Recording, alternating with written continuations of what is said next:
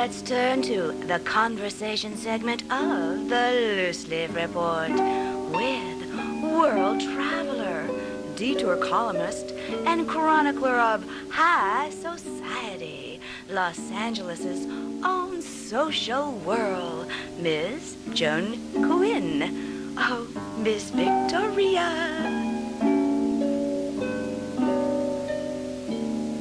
First got married about 25 years ago. Right. And you've got a wonderful, very contemporary Southern California or California collection. More than 25 years ago. Okay. We've been married longer than 25 years. But it does focus, our collection does focus on California art.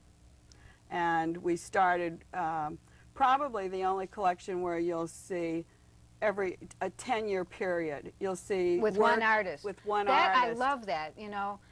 A lot of collections, they'll just have bits and pieces, but when you can trace an artist's work and his history, it's really terrific. And you his development. See that. Yeah, you can see the beginning work, middle, and as it goes along to now. And it got so people were saying, we want to be in your collection, we want to be in your collection. But when you focus on California, and the way we focused on it, Jack, my husband, and I, who he has a wonderful eye too, he just focuses in on what he thinks is good, and so do I. And most of the people we've collected, we've become very friendly with, or we were friendly with before. So it's a very loving collection. It's from the heart, definitely from the heart. It means something to us. Not the pocketbook. And Exactly. some of these artists are?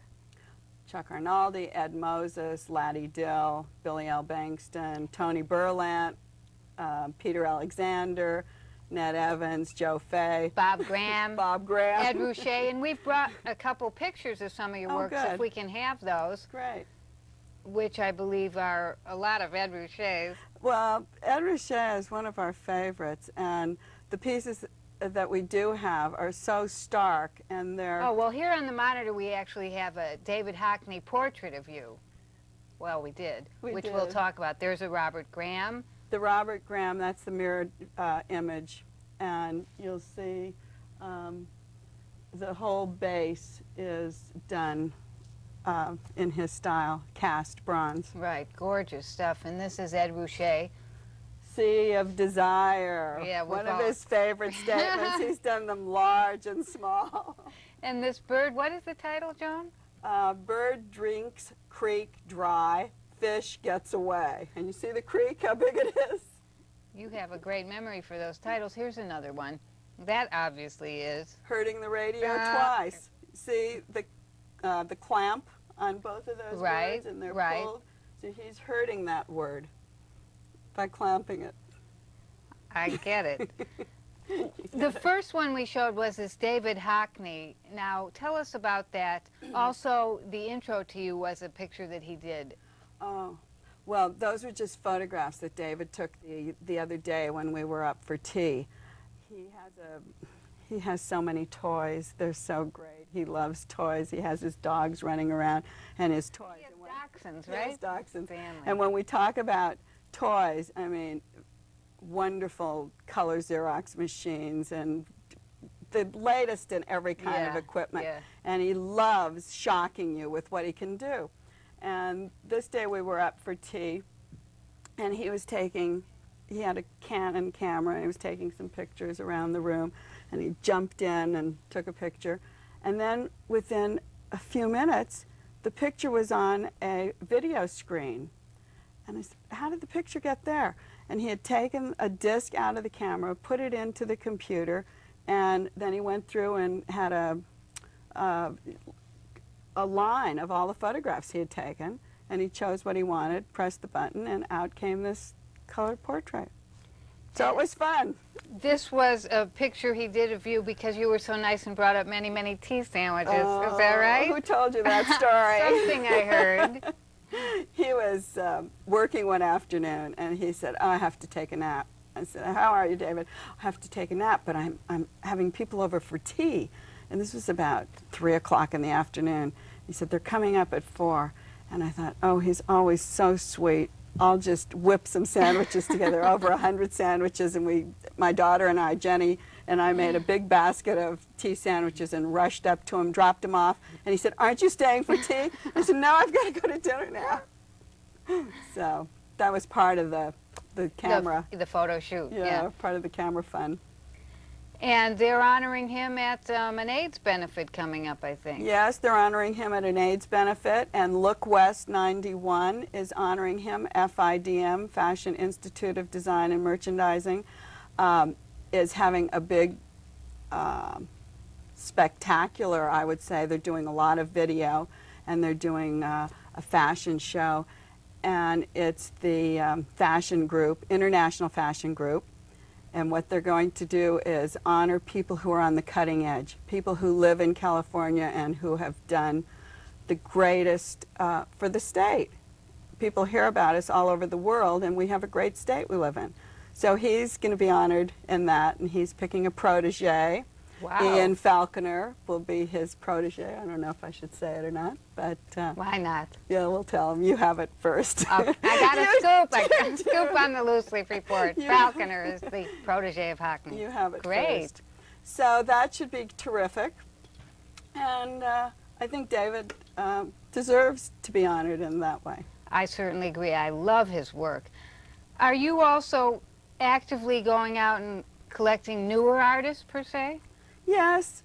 But, how do you do that? Oh, it's hard to do. You have to really... one way that I learned is that the assistants of artists, there are people like an intern or an assistant, are great artists in themselves, and they like to be around an artist who's achieved a certain status, even if they can mix their paints or stretch their canvases or do anything. And you kind of watch their work. Or you can go to Otis Parsons or one of the Pasadena or one of the art schools, and they always have a senior exhibit. So you can go through and see the work of someone very young just coming up or new coming up who hasn't maybe had a show. And you work with your local galleries and see who they're showing. And you get a gut feeling. What happens? How do you know when you've really found something fabulous? I think you do get a... it's personal.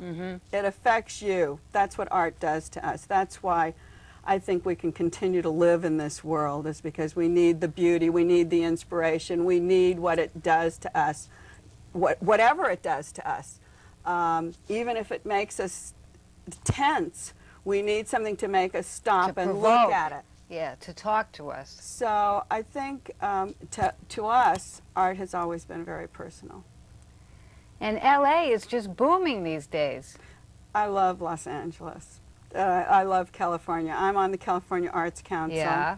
And we have a very good program in the state, and we fund a lot of different types of art. We have